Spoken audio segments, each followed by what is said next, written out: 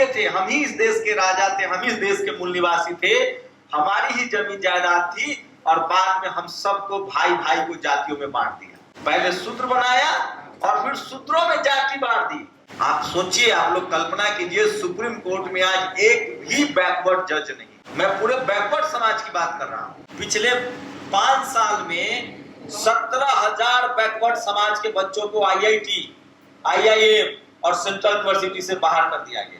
SC, ST, OBC जो पूरा backward समाज है, उसका संवैधानिक अधिकार खतरे में है और हम लोग फिर से मजदूर बना दिए जाएंगे। अब जिन लोगों ने इस देश पर जाति के नाम पर कब्जा कर लिया, भेदभाव करके, बेईमानी करके, अब वो अपने बच्चे को सब विदेश भेज रहा है। जो आरक्षित कैटेगरी के लोग हैं, चाहे वो शेड्यूल कास्ट के लोग हों, शेड्यूल ट्राइब के लोग हों या बैकवर्ड समाज के लोग हों, हमारा नेचुरल अलायंस यही है और सामाजिक रूप से और राजनीतिक रूप से हमको एक गठबंधन में चलना पड़ेगा ताकि हमारी नस्लें भी बचे, हमारी फसलें भी बचे और हम भविष्य भी बचाए और इस देश को भी बचाएं।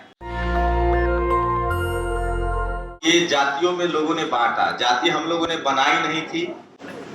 बहुत लोग कहते हैं कि ये जाति किसने बनाई, जाति का फायदा किसने उठाया, ये सब हम लोग जानते हैं। अब कोई किसी से छुपा नहीं है और न कोई चीज पर्दे में है, सब लोग सब जानता है, इसलिए बोलने की भी जरूरत नहीं है। लेकिन हम लोगों के जो पुरखे थे, आज 21वीं सदी है, रॉकेट है, वैज्ञानिक है, जहाज है, लेकिन कई बार मैं सोचता हूं तो मुझे फक्र होता है कि हम उस समाज में पैदा हुए।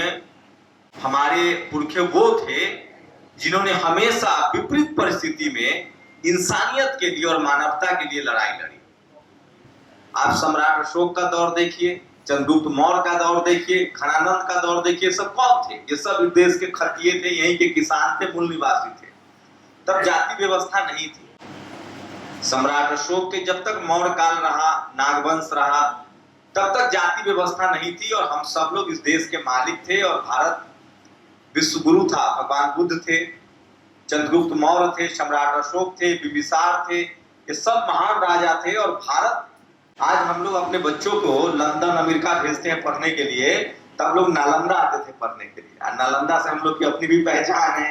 उसके बाद का दौर आया जब कुछ विदेशी हमलावर इस देश में आए, क्योंकि हम लोग को जातियों में बांट दिया गया, शूद्र अछूत बना दिया गया। उसके बाद हम लोग को सत्ता, राज सत्ता से हटा दिया गया, न हमें लड़ने का अधिकार था। लेकिन हमारे पुरखों ने वहां भी हार नहीं मानी। आप शिवाजी महाराज का उदाहरण देखिए, कितने विकट परिस्थितियों में उन्होंने, जो देश में जो आक्रांता राजा थे उनसे भी लड़ाई लड़ा और जो बाहरी मुगल थे उनसे भी लड़ाई लड़ी। और एक है, आप पूरे राजाओं का इतिहास पढ़ेंगे उस दौर के, जब शिवाजी महाराज हैं, तो सबसे ज्यादा न्यायप्रिय राजा है। उन पर कोई दाग धब्बा नहीं, चाहे वो महिला सम्मान का मसला हो। ऐसे दौर में जब राजा व्यभिचार के प्रतीक हो गए थे, जब हजार हजार शादियां कर रहे थे, नाम नहीं लूंगा मैं, लेकिन उस समय भी शिवाजी महाराज ने रोल मॉडल अपने आप को स्थापित किया और उनकी पूरी परवरिश उनकी माता ने की और उन्होंने तमाम आक्रांताओं से लड़ा। उसके बाद थोड़ा सा और आगे बढ़िए तो संभाजी महाराज, उन्होंने न्यायप्रिय शासन चलाया। उसके बाद का जो दौर है वो बड़ा जरूरी है, जब इस देश में अंग्रेज आते हैं, वो भी गुलाम बनाया हमको।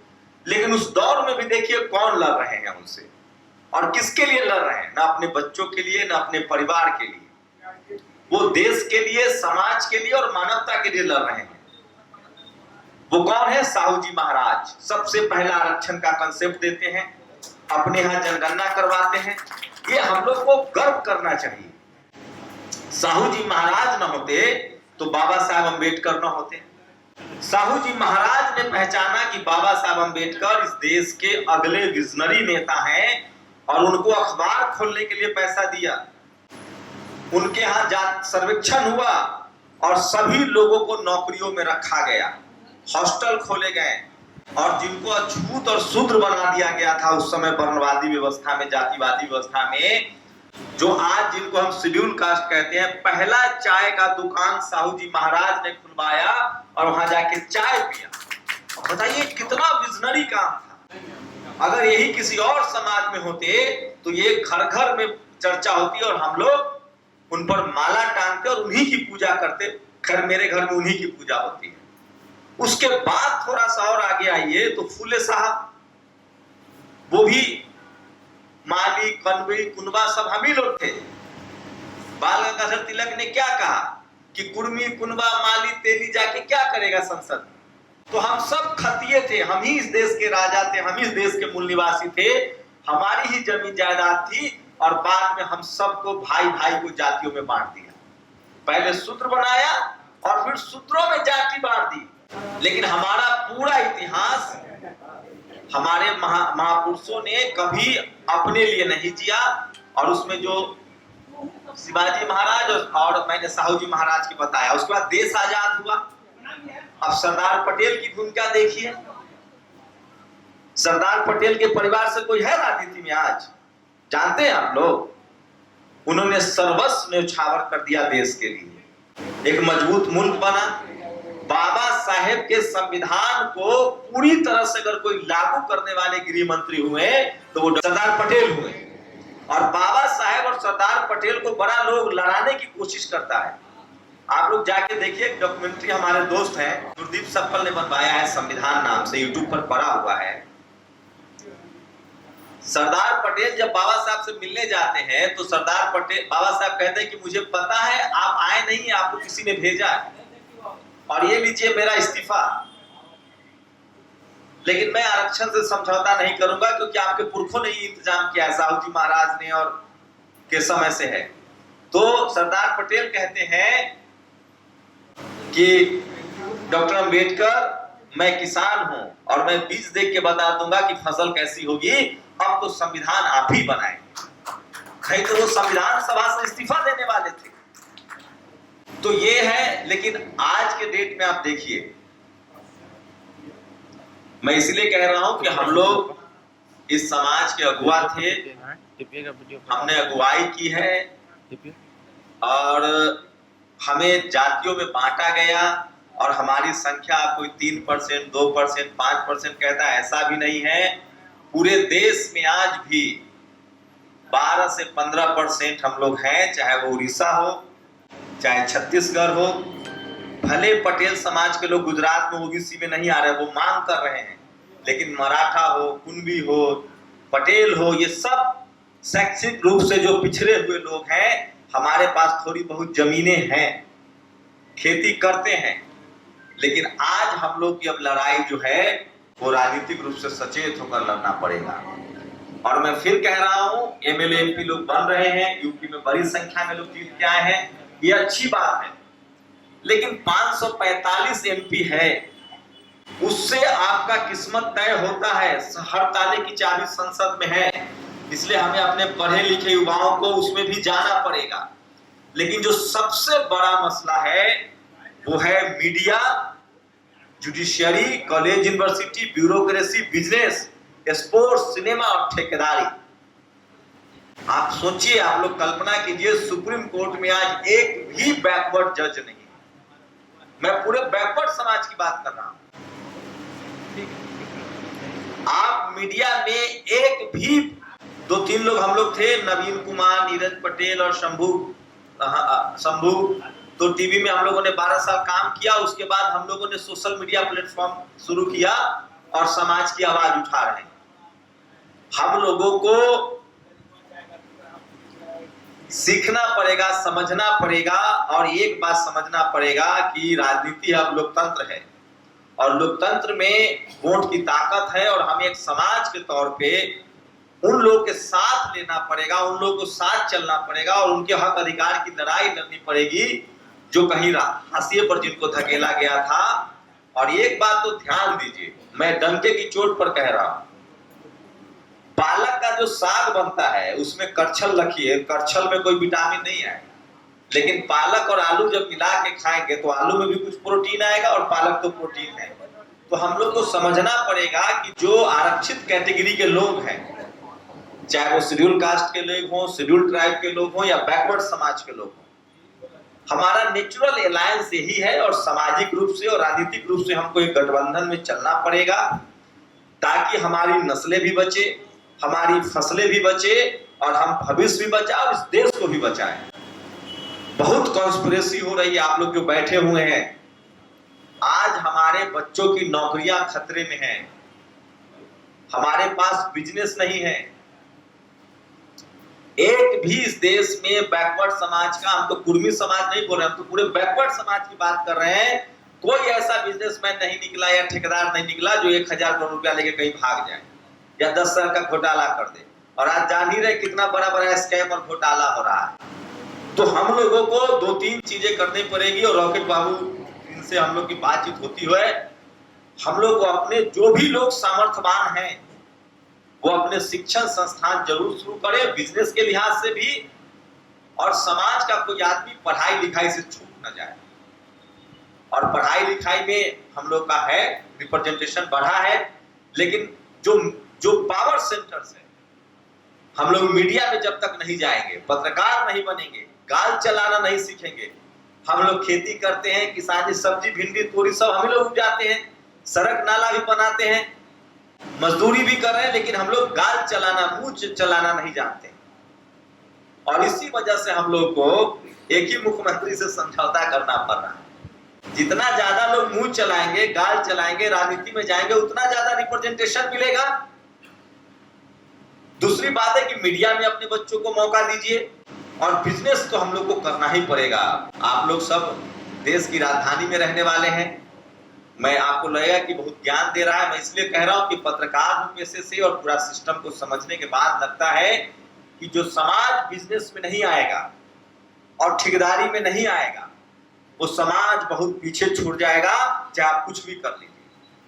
इसलिए आप लोग कोशिश कीजिए कि 4 बच्चा, 2 बच्चा, 1 ही बच्चा घर में है तो नौकरी से ज्यादा बिजनेस की तरफ उसको डाला जाए, कॉन्ट्रैक्टर, ठेकेदारी में डाला जाए। यही मुक्ति का मार्ग है, नहीं तो दूसरा समाज के तौर पे और कोई रास्ता नहीं है मजबूत करने का। आप सोचिए, आप राष्ट्रपति बन जाइए, आप 50 करोड़ 100 करोड़ रुपया नहीं कमा सकते, और आप 10 किलोमीटर का ठेकेदारी कर लीजिए, ईमानदारी से भी कमाइए। हम लोग तो चोरी भी नहीं करते हैं, मजबूत सड़क पुल बनाते हैं। फूले साहब जब ठेकेदार थे तो टाटा से बड़ी कंपनी थी। तो हम लोगों को ये जो आपको लगता होगा कि यहाँ आए हैं, बैठे हैं, कोई फायदा नहीं है, हमें लगता है कि इस तरह की संगोष्ठियां इतनी जरूरी है। अगर नाव में छेद है और सब पोटली लेके बैठा है, अगर नाव डूबेगा तो हम सब लोग डूबेंगे। आज जो स्थिति है इस देश में, अब तो बिहार में लोग खुल के कह रहे हैं कि हम जो जात के वही जात के काम करेंगे। खैर हम लोग को ये सब सीखना नहीं है, लेकिन हमें समाज के तौर पे इतना मजबूत बनना है, और उसका रास्ता है पढ़ाई लिखाई, बिजनेस, व्यापार। और जब तक ये नहीं आएगा हम अपने अस्तित्व को नहीं बचा पाएंगे। हमारी स्थिति दिन पर दिन खराब हो रही है, और पूरे बैकवर्ड समाज की खराब हो रही। नौकरियां खत्म, हम लोग के पास एक ही हथियार था, हम लोग अपने परिवार के पहले ग्रेजुएट थे कि सरकारी नौकरी मिलेगी। अब तो चपरासी बनने देने के लिए तैयार नहीं है लोग हमारे बच्चों को। नंबर काटा जा रहा है, जजों की भर्ती में पेपर चेंज हो रहे हैं। अभी नीट में बिहार में एक दबदबा था कि पटेल जी लोग डॉक्टर बहुत बनते हैं। अब देख लीजिए क्या हालत है रवि जी डॉक्टर का। एक भी बैकवर्ड सीट नहीं खरीद पाया है। मैं मुंह खोल देता हूं कि सब जातिवादी, मनुवादी लोग सब जगह हावी हो रहे हैं। इसलिए हम लोगों को अपने हमारे जो पुरखे थे, शिवाजी महाराज, साहू जी महाराज, संभाजी महाराज, पटेल जी, इनके तरह कमजोर के साथ भी खड़ा होना है। जो कमजोर है उसके साथ भी खड़े रहेंगे और अपना आधिपत्य भी हम स्थापित करेंगे। लेकिन हमको कमजोर के साथ खड़े रहना है। मानवता सबसे बड़ी चीज है। बाकी आप लोग समझदार हैं, बस हमारी हाथ जोड़कर गुजारिश है कि अपने अपने घर से माइंड सेट कीजिए कि नाता, रिश्तेदार, परिवार में एक आदमी को बिजनेस की तरफ धक्का मार के धकेलना है।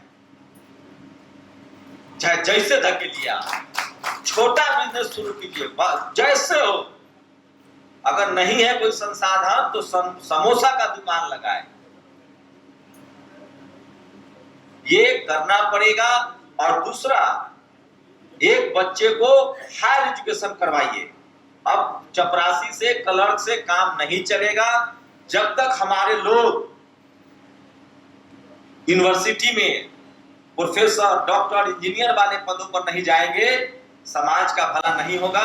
और लोगों ने जितनी तेजी से कब्जा कर रखा है, अब जिन लोगों ने इस देश पर जाति के नाम पर कब्जा कर लिया, भेदभाव करके, बेईमानी करके, अब वो अपने बच्चे को सब विदेश भेज रहा है। तो हम लोगों को इस तरह के सामाजिक आंदोलन से जुड़ना भी पड़ेगा और अपने अपने घर में पेट काट कर, कम खर्चा करके, शादी ब्याह में कम खर्चा कीजिए, जो हो सकता है कपड़ा कुछ कम हो, लेकिन हम लोग को पढ़ाई लिखाई पर ध्यान देना पड़ेगा। अपने बच्चों को, अपने नस्लों को मजबूत करना पड़ेगा, शारीरिक रूप से, मानसिक रूप से, नहीं तो हमारा समाज, हमारा अस्तित्व खतरे में है। और आज तो मैं बताऊंगा कि इस देश में SC, ST, OBC जो पूरा बैकवर्ड समाज है, उसका संवैधानिक अधिकार खतरे में है और हम लोग फिर से मजदूर बना दिए जाएंगे। डॉक्टर साहब सही कहें, 92 से लेकर जब मंडल कमीशन लागू हुआ और 2000 तक सब ठीक ठाक चल रहा था, लोग कहते थे कि ठीक है, ये लोग क्लर्क बन रहा है, चपरासी बन रहा है, बनने दो। अब वहां भी कह रहे कि नहीं नहीं नहीं नहीं, कि चपरासी बन रहा है तो इसका बेटा इंजीनियर बन जा रहा है। पिछले 5 साल में 17,000 बैकवर्ड समाज के बच्चों को IIT, IIM और सेंट्रल यूनिवर्सिटी से बाहर कर दिया गया।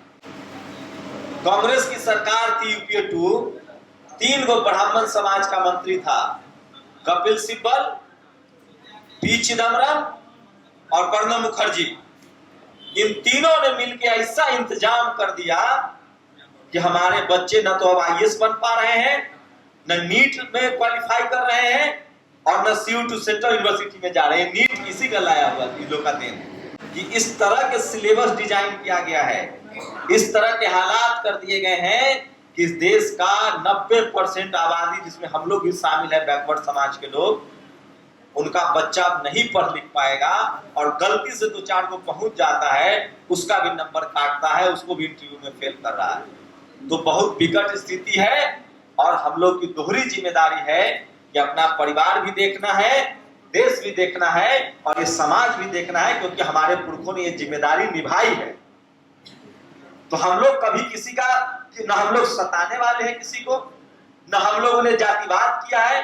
हम लोग जातिवाद के पीड़ित हैं और जो जाति में सबसे जिनको नीचे रखा गया, जिनको शूद्र और छूत बनाया गया, हमारे पुरखों ने भी लड़ा है और हम लोग उस लड़ाई को आगे बढ़ाएंगे। और हम लोग बेदाग लोग हैं, हम लोग इस देश को बनाने वाले लोग, हम लोग चोर नहीं है कि हमको किसी से शर्म और लाज आएगा अपना जाति बताने में। लेकिन जरूरत यह है कि अब संविधान लागू है, जातियां खत्म हो रही है, हमें एक समाज बनना पड़ेगा और वोट के लिहाज से हमें नफा नुकसान देखना पड़ेगा। अगर हम बीमार हैं तो हमको इलाज चाहिए। आज के समय में राजनीतिक रूप से हम तभी मजबूत हो सकते हैं जब हम अल्पसंख्यक समाज, दलित समाज, आदिवासी समाज के साथ कंधा से कंधा मिलाकर चले। और ये हमारा इतिहास रहा है, हम लोग न्यायप्रिय रहे हैं। और मैं फिर कह रहा हूं, और इसके लिए बहुत जरूरी है कि हम लोग पढ़ाई लिखाई और बिजनेस व्यापार पर ध्यान दें। और हम लोग की जिम्मेदारी है कि अपने बच्चों को, और हमारे परिवार में अगर सब सफल है, सब ठीक है, तो अपने पड़ोस के दलित पिछड़े बैकवर्ड को हाथ थामे।